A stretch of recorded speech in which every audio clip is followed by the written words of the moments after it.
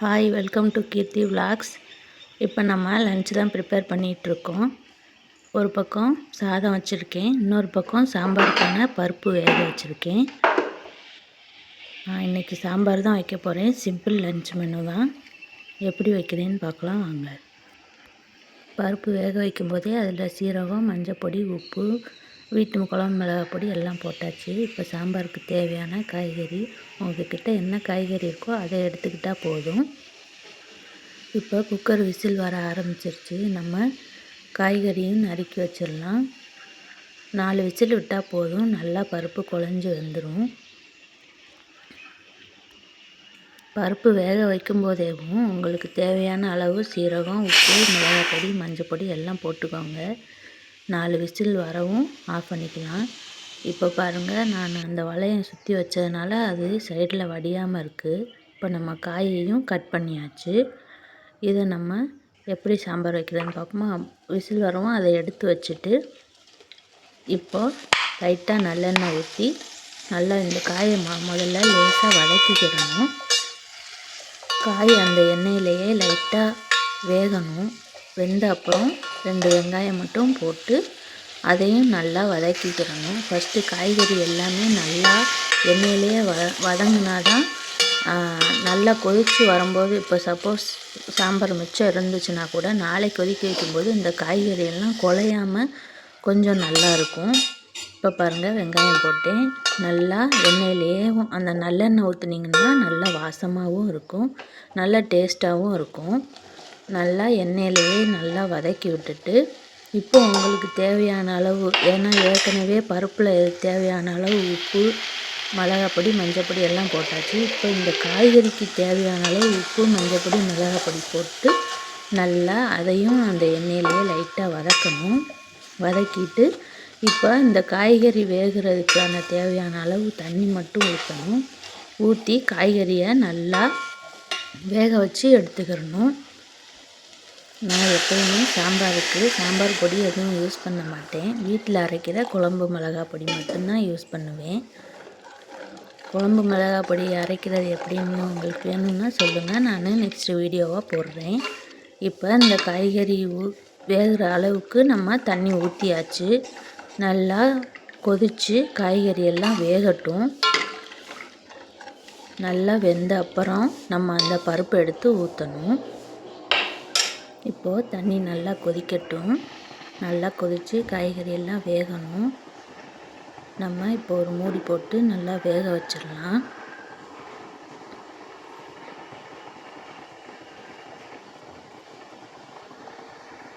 தண்ணி நல்லா கொதிக்க ஆரம்பிச்சிருச்சு. காயும் வெந்துருச்சான்னு பார்த்துக்கலாம் அப்பப்போ. இப்போது வெஞ்சனத்துக்கு தேவையான காய்கறியை அறுத்துக்கலாம். இப்போது காய் நல்லா வெந்துருச்சு. அதை வெந்ததை பார்த்தாலே நமக்கு தெரியும். எடுத்து பார்த்தீங்கன்னா அது ஒரு கலர் கொஞ்சம் லைட்டாக மாறி இருக்கும், கொஞ்சம் தண்ணியும் சேர்ந்த மாதிரி கலரில் தெரியும். இப்போ நம்ம அந்த வேக வச்சு எடுத்து வச்சுருக்கோம்ல பருப்பு, அதை எடுத்து நல்லா ஃபஸ்ட்டு கிண்டி விட்டுக்கணும். நல்லா குழைவாக வெந்திருந்தால் சாம்பார் நல்லா டேஸ்ட்டாக இருக்கும். வேக வச்ச பருப்பை எடுத்து நல்லா குழச்சி விட்டுட்டு அதுக்கப்புறம் சாம்பாரில் ஊற்றிக்கலாம். சாம்பாரில் ஊற்றி நல்லா கிண்டி விடுங்க, ஏன்னா கெட்டியாக இருக்கும், அடியில் பிடிச்சிக்கிறோம். நல்லா கிண்டி விடுங்க. கிண்டி விட்டுட்டு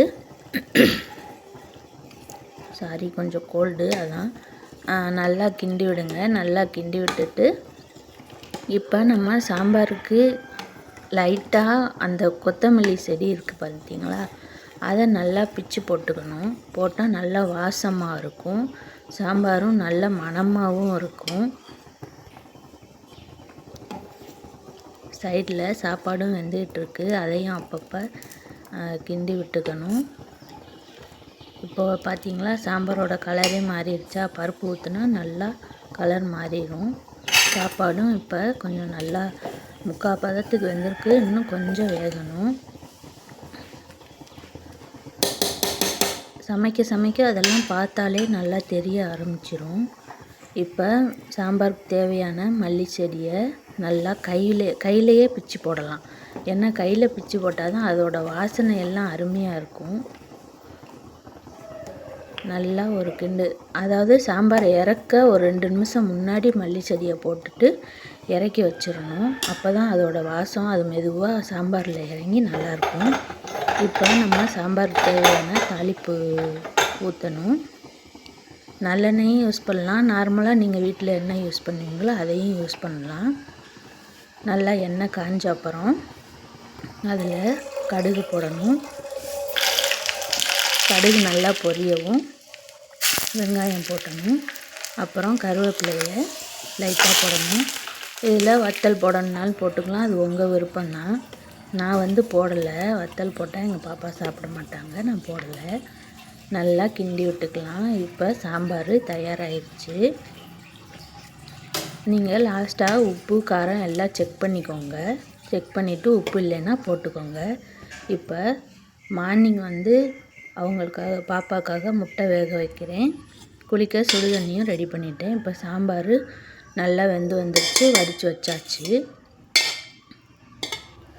இப்போ வெஞ்சனம் வைக்கிறது எப்படின்னு பார்க்கலாமா? வெங்காயம் கருவேப்பிலை எல்லாம் எடுத்து வச்சாச்சு. உருளைக்கிழங்கையும் நறுக்கி வச்சாச்சு. இப்போ அடுப்பில் சட்டி வச்சுட்டு எண்ணெய் ஊற்றிக்கலாம். எண்ணெய் உங்களுக்கு தேவையான அளவு ஊற்றிக்கோங்க. நான் கொஞ்சம் அதிகமாக ஊற்றுவேன். எண்ணெய் உருளைக்கிழங்கு இல்லையா, வேகிறதுக்கு நம்ம வேறு எதுவும் ஊற்ற போகிறதில்ல. தண்ணி வேணும்னா லைட்டாக தெளித்து விட்டுக்கலாம். இப்போ எண்ணெய் காயவும் கடுகு போட்டுக்கலாம். கடுகு பொரியவும் 2 கருவேப்பிலை போட்டுக்கலாம். கருவேப்பிலை போட்டு பொரியவும் வெங்காயம் போட்டுக்கணும். வரிசையாக போட எல்லாமே நம்ம அறுத்து ரெடியாக எல்லாமே இருந்துச்சுன்னா அப்படியே வரிசையாக போடலாம். நல்லா கிண்டி விட்டுக்கோங்க. வெங்காயம் நல்லா வதங்கணும். நல்லா கண்ணாடி பதம் வர்ற வரைக்கும் வதங்கணும். வதங்கினாதான் அதோட டேஸ்ட்டு நல்லா இருக்கும். அதுக்கப்புறம் நம்ம நல்லா வதங்கின அப்புறம் நம்ம உருளைக்கிழங்கை நம்ம நறுக்கி தண்ணியிலே தான் போட்டு வைக்கணும். ஏன்னா உருளைக்கிழங்கு இல்லை கருப்பாயிடும். அதனால் நம்ம உருளைக்கிழங்கை இப்போ நம்ம சேர்த்துக்கலாம். இதுலேயே நீங்கள் மிளகாவும் போட்டுக்கலாம், வத்தலும் போட்டுக்கலாம், அது உங்களோட விருப்பம்தான். நான் இப்போ 5 பேருக்கு தேவையான அளவு உருளைக்கிழங்கு நறுக்கி வச்சுருக்கேன். அதை நான் சேர்த்துக்கிறேன்.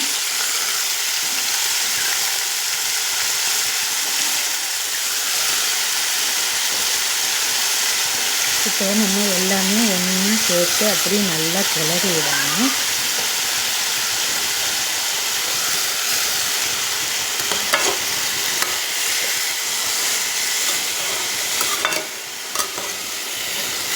நல்லா கிளறி விட்டு இந்த உருளைக்கிழங்குக்கு தேவையான மிளகாய் பொடி லைட்டாக, அதே நான் குழம்பு மிளகாய் பொடி மட்டும்தான் சேர்ப்பேன், வேறு எந்த பொடியும் சேர்க்க மாட்டேன்.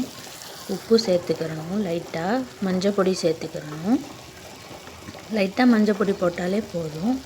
குழம்பு மிளகாய் பொடியும் லைட்டாக சேர்த்துக்கிறேன். நீங்கள் மிளகாய் போட்டிருந்தா பார்த்து குழம்பு மிளகாய் பொடி கம்மியாக போட்டுக்கோங்க. நான் மிளகாய் போடலை, அதனால் கொஞ்சம் கூட போட்டுக்கிறேன். இது எல்லாம் நல்லா ஒன்று சேர வதக்கி விட்டுக்கிறணும். வதக்கி விட்டு லைட்டாக எண்ணெய் தண்ணி கூட தெளிச்சிக்கலாம். எண்ணெய்ன்னு சொல்லிட்டேன், தண்ணி கூட தெளிச்சிக்கலாம். எல்லாம் ஒன்று சேர நல்லா கிளறி விட்டுறணும். கிளறி விட்டால் தான் எல்லா பக்கமும் மசாலா ஈவனாக ஸ்ப்ரெட் ஆகும். நல்லா கிளறி விட்டு ஒரு மூடி போட்டு லைட்டாக மூடி வச்சிடலாம். உங்களுக்கு தேவைன்னா லைட்டாக தண்ணி கூட தெளித்து விட்டு மூடி வச்சுக்கோங்க. நல்லா வேகட்டும். லைட்டாக நான் தண்ணி தெளித்து விட்டுருக்கேன். இப்போ மூடி வச்சுட்டேன். இப்போது நான் என்ன பண்ணுறேன்னா ஊறுகாய் ரெடி பண்ணி வச்சுருக்கேன். 1 வாரம் முன்னாடியே ரெடி பண்ணி வச்சுட்டேன். இப்போ அதுக்கு நம்ம தாளிக்க போகிறோம். அதுக்கு ஒரு பொடி ரெடி பண்ண போகிறோம். ஒரு 1/4 ஸ்பூன் மிளகும் 1/4 ஸ்பூன் வெந்தயமும் எடுத்து நல்லா இது மாதிரி நல்லா வதக்கி விட்டுக்கணும். நல்லா கடுகெல்லாம் நல்லா பொரியணும்.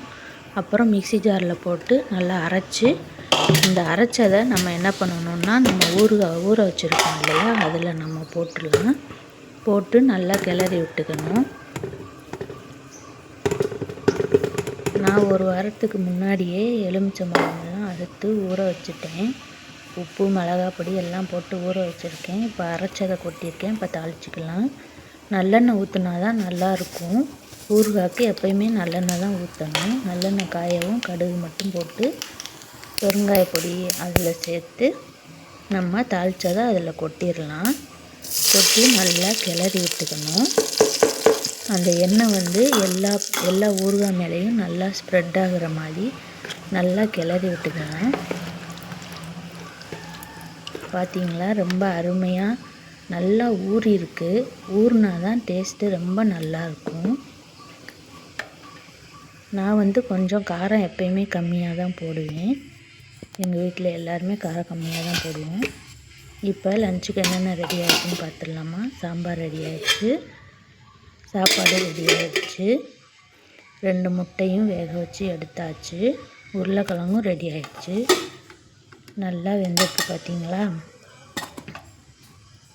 ஊறுகாவும் ரெடியாக இருக்குது. இன்றைக்கான லஞ்ச் இவ்வளோதான். நாளைக்கு என்ன பண்ணுறேங்கிறத நாளைக்கு vlogல பார்க்கலாம். Bye friends.